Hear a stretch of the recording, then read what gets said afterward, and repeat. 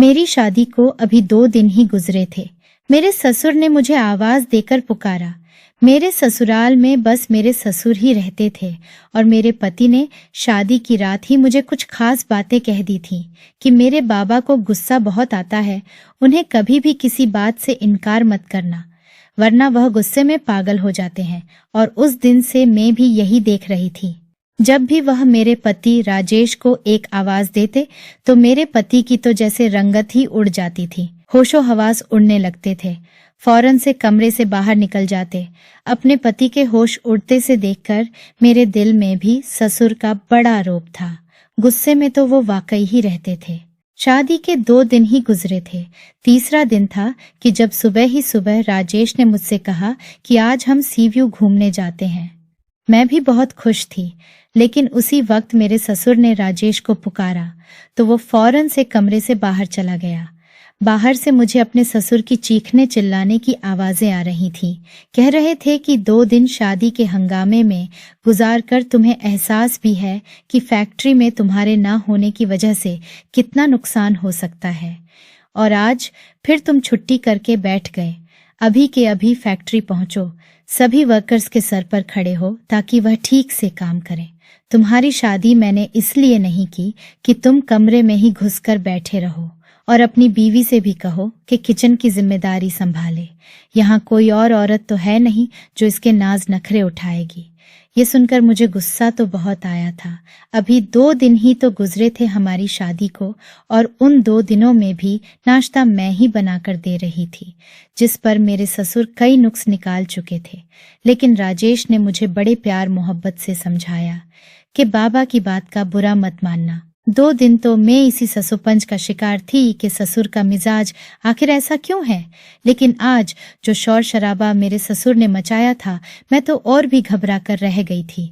राजेश जब कमरे में दाखिल हुए तो उनका चेहरा बुझा हुआ था। कहने लगे, माफी चाहता हूँ, मुझे फैक्ट्री जाना पड़ेगा। मैंने कहा, कोई बात नहीं, काम पहले है, समंदर हम फिर कभी चले जाएंगे। मैंने भी ऐतराज नहीं किया था। राजेश तो फौरन फैक्ट्री चला गया। मैं किचन में आकर बेदिली से बर्तन धोने लगी। शादी के तीसरे दिन मैंने ही खाना भी बनाया और घर के सारे काम भी मुझे ही करने पड़े। मेरे ससुर ने नौकरानी को भी जवाब दे दिया। कहते थे कि जब बहू घर में आ गई है तो सफाई भी वही करेगी। मैंने पूरे घर की सफाई कर ली थी और थक हार कर अब मैं अपने कमरे में आराम करने के लिए जाने लगी तो मेरे ससुर ने मुझे आवाज दी। वो अपने कमरे में बैठे थे। मैंने सर पर अच्छी तरह से दुपट्टा ओढ़ा, लेकिन दुपट्टा रेशमी था। इसलिए जब अपने ससुर के कमरे में गई तो मैंने पूछा, जी पिताजी, कुछ चाहिए था आपको? उन्होंने मुझे सर से पैर तक बड़े गौर से देखा, फिर बड़े अजीब से अंदाज से अपने खुश्क होठों पर जुबान फेरी। कहने लगे, दूधू दूध पीना है।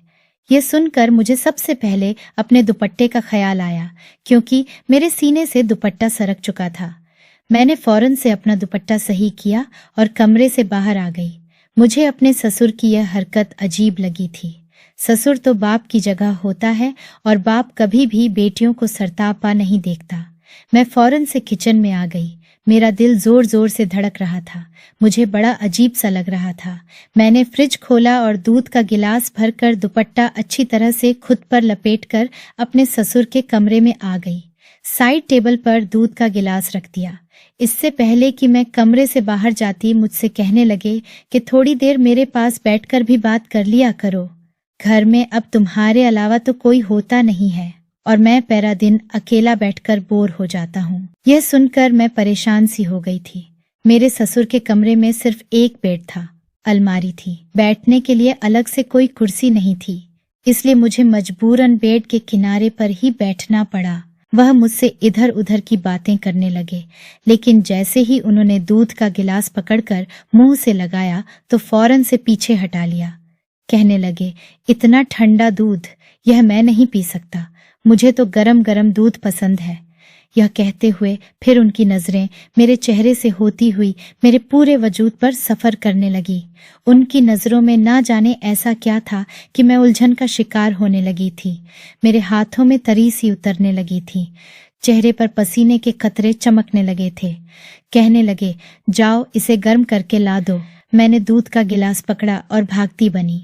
वैसे तो 2 दिन से मेरे ससुर बड़े ही गुस्से में बात करते दिखाई दे रहे थे जब मेरे पतिदेव घर में होते थे तो, लेकिन आज तो उनका लहजा बड़ा ही धीमा था। लग ही नहीं रहा था कि ये मेरे वही ससुर है जो 2 दिन से राजेश को चिल्ला चिल्ला कर बात कर रहे थे और गुस्से से राजेश से बातें कर रहे थे, डांट रहे थे। मैंने दूध को पतीले में डालकर जरा सा गर्म किया और फिर से गिलास में डालकर अपने ससुर के पास आ गई। जैसे ही मैंने गिलास उनके आगे बढ़ाया तो उन्होंने गिलास के साथ मेरा हाथ भी थाम लिया। मुझे तो जैसे पूरे वजूद में करंट सा लगा था। मैंने फौरन घबराकर हाथ पीछा करना चाहा तो उन्होंने मेरा हाथ छोड़ दिया। मैं कमरे से बाहर जाने लगी तो कहने लगे कि अरे बाहर कहाँ जा रही हो, यहाँ बैठो ना मेरे पास, मुझसे बातें किया करो। ये तन्हाई का नाग तो मुझे अब और भी ज्यादा डसने लगा है। यह कहकर उन्होंने ठंडी आह भरी थी। मुझे तो उनकी यह बात सुनकर अजीब सा महसूस होने लगा था। फिर कहने लगे, तुमने अपनी शादी के अगले दिन फिरोजी रंग का फैंसी जोड़ा पहना था, बड़ा जच रहा था तुम पर, आज शाम को वही पहन लेना। यह सुनकर भी मुझे बुरा लगा था। ये फरमाइश तो राजेश को मुझसे करनी चाहिए थी, न कि मेरे ससुर को। अब तो मेरे ससुर ने रोज का तमाशा ही पकड़ लिया था। जब राजेश फैक्ट्री जाता तो मेरा ससुर मुझे अपने कमरे में बुला लेता, मुझे अजीब नजरों से देखते, बार बार अपने खुश्क होठों पर जुबान फेरने लगते, फिर कहते मुझे दूध पीना है, मुझे दूध लाकर दो। मैं दूध का गिलास लेकर जाती तो मेरा हाथ पकड़ लेते, कहते मेरे पास बैठकर मुझसे बातें किया करो। मैं भला क्या बातें कर सकती थी। मैं काम के बहाने बनाने लगती कि मुझे खाना बनाना है, बर्तन धोने हैं। असल में मुझे यह सब अच्छा नहीं लगता था। अब मेरा दिल बेचैन सा होने लगा था। सोच रही थी कि मुझे राजेश से बात करनी चाहिए, लेकिन कैसे करती। वह तो अपने बाप के सामने कांपता था, एक शब्द नहीं कहता था। सर झुकाए बाबा जी पिताजी ही कहता रहता था। मैं किचन का काम कर रही थी कि मेरे ससुर अचानक से किचन में आ गए और फिर जो कुछ मेरे साथ किया, मैं अपनी इज्जत बचाकर अपने कमरे में चली गई। अपने कमरे का दरवाजा भी बंद कर दिया, कुंडी लगा दी, बेड पर बैठ गई। बदहवासी मुझ पर बुरी तरह से सवार थी। मेरा पूरा वजूद लरज रहा था। मैं सोच भी नहीं सकती थी कि मेरा ससुर मेरे साथ ऐसी भी कोई हरकत कर सकता है। मेरी आंखों से आंसू बहने लगे थे। मैं सोच चुकी थी कि मैं राजेश से बात करूंगी। मैंने पूरा दिन कोई काम नहीं किया, अपने आप को कमरे में बंद कर चुकी थी। कई बार मेरे ससुर मेरे कमरे का दरवाजा खटखटा चुके थे कि उन्हें भूख लगी है, मैं उन्हें खाना दे दूं, लेकिन मैंने उन्हें कुछ नहीं दिया। मेरी जगह कोई भी होती तो यही सब कुछ करती जो कि मैंने किया था। रात को मेरा दरवाजा जोर जोर से धड़धड़ाया गया।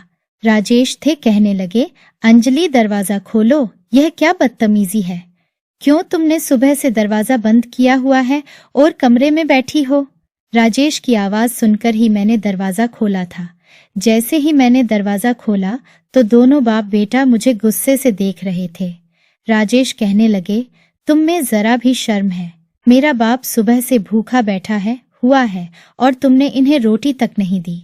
इन्हें शुगर का मर्ज है, अगर इनकी तबीयत खराब हो जाती तो इसका जिम्मेदार कौन होता। मैंने कहा कि मैं इनकी जिम्मेदारी नहीं संभाल सकती, बेहतर है कि आप कोई और इंतजाम कर लें। मेरा यह कहना था कि राजेश गुस्से से भड़क उठा, कहने लगा, यह क्या बदतमीजी है। पीछे से मेरा ससुर कहने लगा, देख रहे हो तुम, अभी जुम्मा 8 दिन भी नहीं हुए इसे आए हुए और इसने अपने रंग भी दिखाने शुरू कर दिए हैं। मुझे पहले ही पता था कि यह लड़कियां शादी के बाद क्या करती हैं और अलग होने के ख्वाब पहले ही आंखों में सजा लेती है। राजेश कहने लगा कि आज तो तुमने यह बात कह दी है, आइंदा अगर कहीं तो हाथ में तलाक के कागजात पकड़ाकर तुम्हें घर से निकाल दूंगा। ये सुनना था कि मेरा रंग उड़ा। मेरे बाबा की पहले ही 5 बेटियों थी। वो सज्जन इंसान थे, बड़ी मुश्किल से दहेज इकट्ठा कर करके एक एक बेटी की शादी कर रहे थे। मेरी माँ भी मुझे विदाई के वक्त कह चुकी थी कि कभी भी लड़कर हमारे घर पर मत आना, अपने पति और ससुर की हर बात मानना और अपना घर बसाने की कोशिश करना। लेकिन जो कुछ मेरा ससुर चाहता था वह मैं नहीं कर सकती थी। उसकी हरकतें और उसकी बेबाकी गुस्ताखियां दिन ब दिन बढ़ती जा रही थीं। उस वक्त राजेश इतने गुस्से में थे कि मैं अगर उन्हें सच बताती तो वो यकीनन मुझे ही झूठा कह देते। मैंने कोई जवाब नहीं दिया, जाकर बेड पर बैठ गई। मेरे ससुर कहने लगे, राजेश, इसको आखिरी बार समझा दो, इसका दिमाग ठीक कर दो, वरना मैं फिर इसकी माँ से जाकर बात करूंगा, इसके बाप से कहूंगा कि संभाले अपनी बेटी को। यह कहकर वह गुस्से से चले गए। मैंने एक गुस्सेली नजर अपने ससुर पर डाली थी। राजेश कहने लगे, मसला क्या है तुम्हारे साथ? तुम्हारे सर पर कौन से 10 आदमियों का बोझ है जो तुमसे संभाला नहीं जाता? अरे, मेरा एक ही तो बाप है, ना माँ है, ना कोई बहन भाई। ऐसी जिंदगी की तो लड़कियां ख्वाहिश करती हैं जहां उनके सर पर कोई जिम्मेदारी ना हो। मैंने कहा कि काश मेरी सास, देवर और नंदे होती तो आज मैं इन मसलों से ना गुजर रही होती जिनसे अब गुजर रही हूँ। मेरी बात पर वह मुझे गुस्से से देखने लगे। कहने लगे, ऐसे कौन से मसले पैदा कर दिए हैं मेरे बाप ने तुम्हारे सर पर? सिर्फ 2 वक्त की रोटी ही तो देनी पड़ती है ना, वह भी तुम्हें बोझ लग रही है। देखो, मैं अपने घर में फसाद नहीं चाहता। फैक्ट्री से थका हारा आता हूँ और आते ही यह सब कुछ नहीं देख सकता। मुझे सुकून चाहिए। मैंने शादी सुकून हासिल करने के लिए की है, ना कि यह फसाद देखता फिरूं। मैंने कहा कि राजेश, ऐसा करो कि अपने बाप की शादी करवा दो। मेरा यह कहना था कि एक जोरदार थप्पड़ सरकार ने मेरे मुंह पर मारा था। कहने लगा, शर्म नहीं आती तुम्हें ऐसी बातें करते हुए? ये बाप की उम्र है शादी की।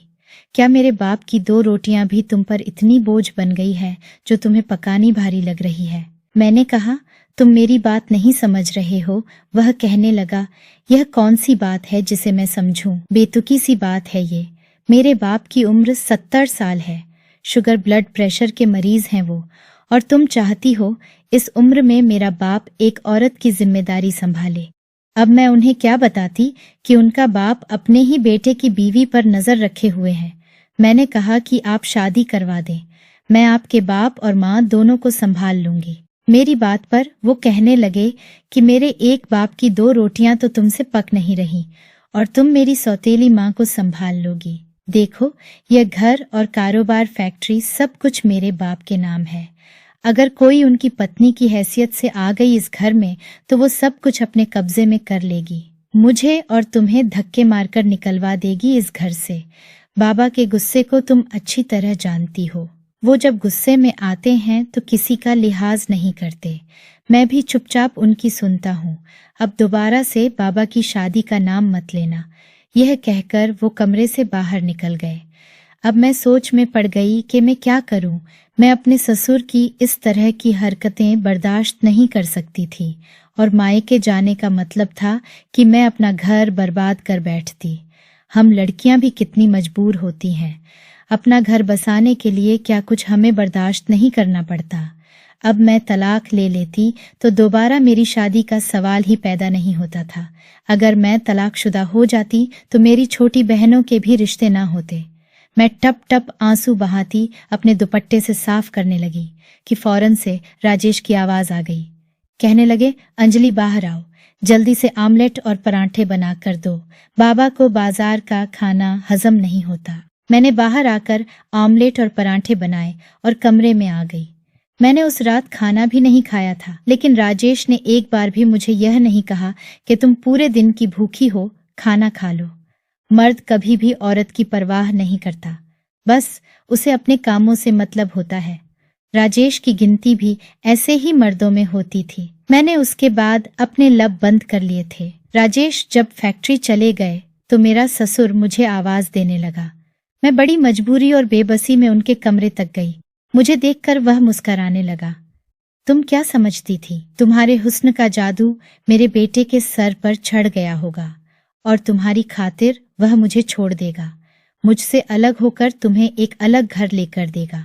अपनी सोच को बदल लो तो बेहतर है। मैंने उसके पर अच्छी तरह से काट रखे हैं। वह चाहकर भी कहीं नहीं जा सकता है और ना ही तुम जा सकती हो। मैंने इसलिए अपने बेटे की शादी किसी अमीर घराने की लड़की से नहीं की कि कहीं वह मेरे बेटे को उड़ाकर ही ना ले जाए। इसलिए तुम्हें लेकर आया था, क्योंकि मैं जानता था कि तुम्हारे बाप के हालात ऐसे नहीं कि वह तुम्हारा घर बसाने के बाद दोबारा से तुम्हें अपने घर बैठा सके या अलहदा से कोई घर दिला सके। अब अगर तुम चाहती हो कि तुम्हारी जिंदगी आसान हो तो तुम वही करोगी जो मैं तुम्हें कहूंगा। मैं बेहद परेशान होकर रह गई थी। कहने लगा, जाओ जाकर मेरे लिए गरम गरम दूध लेकर आओ। यह शब्द मेरे अंदर आग लगा देता था। मेरा जी चाहा कि पेट्रोल डालूं खुद पर और अपने आप को आग लगा लूं। ऐसी बेइज्जती मुझसे बर्दाश्त नहीं होती थी। मैं अब यही करती थी कि खाने पीने की चीजें अपने ससुर के कमरे में पहुंचाकर फौरन बाहर आ जाती। ना उनके पास बैठती थी, ना बात करती थी। ज्यादातर वक्त अपने कमरे में गुजारने लगी थी।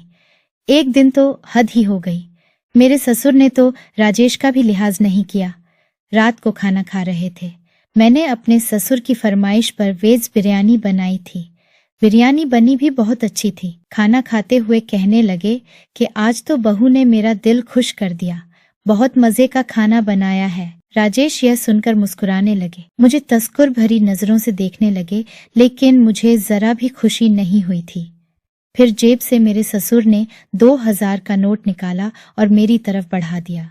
कहने लगे, ये तुम्हारा इनाम है, इसे रख लो। लेकिन मैंने इनकार कर दिया। मैंने कहा, मैं अपना फर्ज निभा रही हूँ, मुझे यह नहीं चाहिए। मेरा इनकार करना था कि राजेश मुझे घूरने लगा।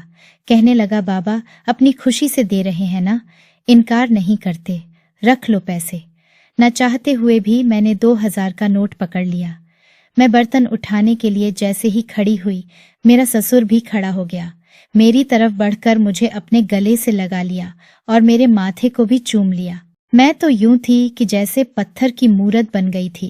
कहने लगे, मैं तुम्हारे बदले हुए व्यवहार पर बहुत खुश हूं। ऐसे ही रहोगी तो बहुत जल्द मेरे दिल में जगह बना लोगी।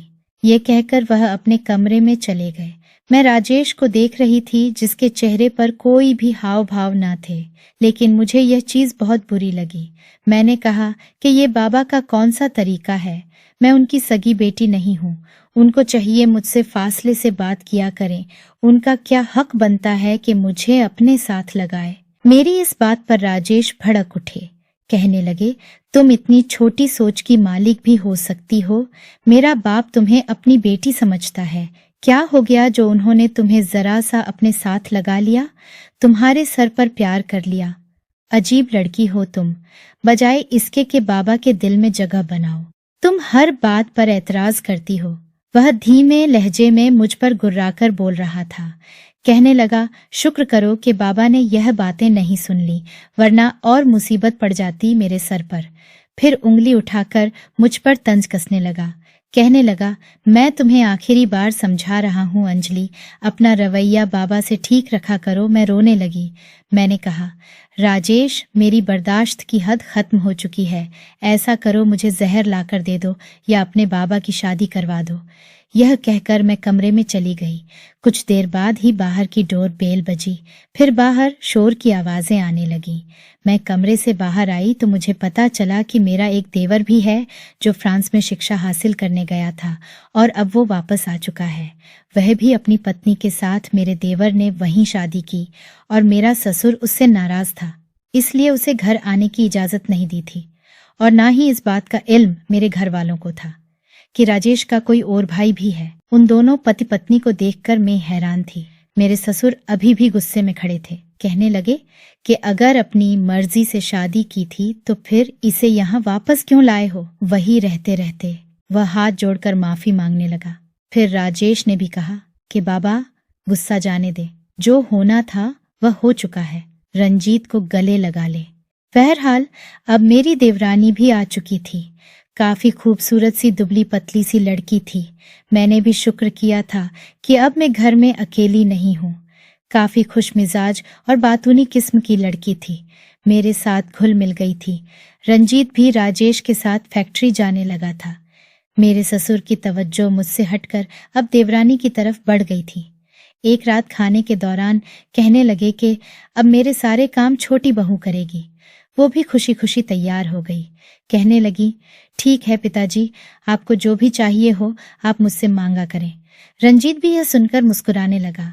लेकिन चंद दिन गुजरे थे कि एक बार मेरी देवरानी जब ससुर के कमरे से बाहर आई तो बड़ी बदहवास थी।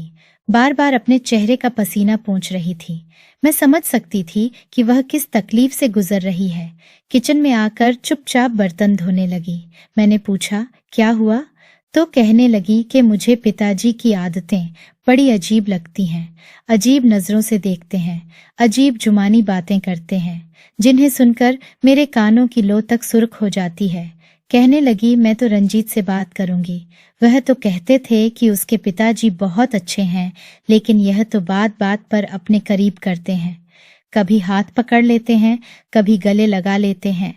मुझे यह सब अच्छा नहीं लगता। मैंने कहा कि ये दोनों भाई कभी भी अपने बाप की बात नहीं टालेंगे। मैं भी इस तकलीफ से गुजर रही थी, लेकिन राजेश ने मेरी कभी नहीं सुनी। वह कहने लगी, लेकिन मैं तो रंजीत से साफ कह दूंगी। अगर बाबा ने यही रवैया रखा तो मैं उसे कह दूंगी कि अलग घर लेकर दे। वही फसाद फिर से बरपा हुआ जो कि मेरे और राजेश के बीच हो चुका था। रंजीत कहने लगा कि मैं तुम्हारे साथ 3 साल दूसरे मुल्क में अकेले रह चुका हूँ। अब मेरे घर पर तुम क्या आई हो? 4 दिन बाबा को रोटी बनाकर क्या देनी पड़ी? तुमने एक नया प्रोपेगेंडा शुरू कर दिया। वही बहस हुई जो राजेश की मेरे साथ कई बार हो चुकी थी। देवरानी तलाक मांगने लगी। राजेश जब कमरे में आया तो काफी चुपचाप सा था। मैंने कहा कि राजेश, आप अब भी यही कहेंगे कि मैं गलत थी। जो शिकायत मुझे बाबा से थी, आज वही मेरी देवरानी को भी है।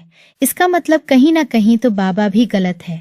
मैं आपसे सच कह रही हूँ, उन्हें एक बीवी की जरूरत है। बेशक उनकी उम्र 70 साल की है। आपको तो चाहिए था कि अपनी माँ के स्वर्गवास के कुछ वक्त बाद ही उनकी शादी करवा देते, ताकि वह हमें सच में बेटियां ही समझते। मेरी बात शायद अब राजेश की अकल में आई थी। एक बार उन्होंने बाबा से दूसरी शादी के लिए कहा तो पहले तो वह नाराज हुए। कहने लगे, मैं इस उम्र में शादी करूंगा क्या? तुम लोगों का दिमाग खराब है क्या? राजेश ने कहा कि एक विधवा औरत है, अगर आप उसे सहारा दे देंगे तो इसमें कोई हर्ज की बात नहीं है। वह औरत भी 50-55 साल की है और भाइयों के रहमो क्रम पर बड़ी मुश्किल की जिंदगी गुजार रही है। पहले तो बाबा ने नखरे दिखाए, लेकिन फिर 2-4 दिन बाद खुद ही कहने लगे कि ठीक है, मैं उससे शादी कर लेता हूँ। चंद दिन में ही मेरे ससुर की शादी हो गई थी और उससे फर्क ये पड़ा कि घर का माहौल काफी हद तक बेहतर हो चुका। राजेश अब मुझसे खुद कहते थे कि तुमने ठीक कहा था, बाबा को एक पत्नी की ही जरूरत थी। मेरी नई सास ससुर का बहुत ख्याल रखती थी। अब मेरे ससुर की नजरें भी हम पर बेबाकी से नहीं उठती थीं।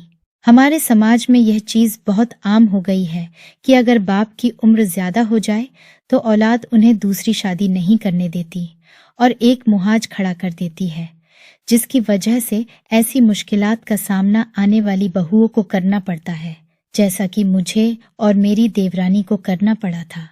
अगर आपको हमारी ये कहानी पसंद आई है तो वीडियो को लाइक और चैनल को सब्सक्राइब करना मत भूलिएगा और कमेंट करके इस कहानी के बारे में अपनी कीमती राय जरूर दीजिएगा।